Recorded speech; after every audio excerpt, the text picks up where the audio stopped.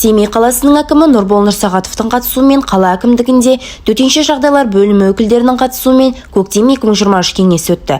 Қалалық төтенше жағдайлар бөлімінің мәліметінше, қала аумағындағы су басу қаупі бар 15 аумақта 631 тұрғын үй бар. Бүгінде 13 аумақта дренаждық арналарды тазалау, су өткізгішті құбырлардың диаметрін ұлғайту, жағалауларды бекіту сынды жұмыстарды жүргізу арқылы қауіп біраз сейілген. Жиын қорытындысы бойынша су тасқыны қаупі бар аумақтардағы арықтар мен каналдарды, дренаждық жүйелерді, өзен арналарын мұздан және қоқыстан тазарту жұмыстарын уақытылы аяқтауды, апатты жағдай орын алған сәтте жүйелі түрде жұмыс жасауды, әлі де түйткілі шешілмеген мәселелер болса, дер кезінде хабарлауды тапсырды. Күні-түні кезекшілік ұйымдастырылып, барлық мәселені бақылауда ұстау қажеттілігін де атап өтті. Арықтар мәселесі бойынша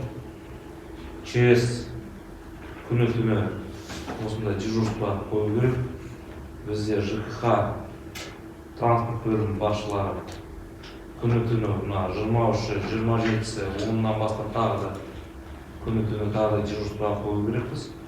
Тиісті мәселелер болған кезде, проблемалар болған кезде біз оны қарастырып. Сондай-ақ қала әкімі Нұрбол Нұрсағатов көктемгі су тасқыны қаупі басым Пожарная Сокра және Шығыс кентін аралап, алдын алу шараларының ұйымдастырылу барысын тексерді.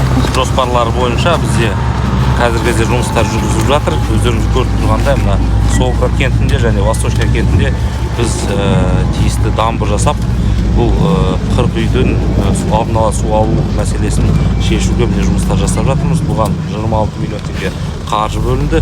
Өздеріңіз білетініңіздей, бізде Семей қаласында 15 участок бар, ең көп су алатын жерлерді. Біз қазір сол жерде жұмыс істеп жатырмыз, және де 380 мың метрден артық қар полигонға шығардық. Қазіргі кезде 30-дан астам техника осы ең көп су басатын жерлерде жұмыс жасап жатыр. Бұл тағы да бізде арықтар мәселесі, ол тағы бір үлкен проблема. Бізде 50 километрден астам арықтар бар. Сол 50 километрден астам арықтардың 30 километрін қазіргі өзінде тазалап біттік. Енді мына судың алдын алу барысында тағы да 15 километрін тағы да бәрін тазалап бітіреміз.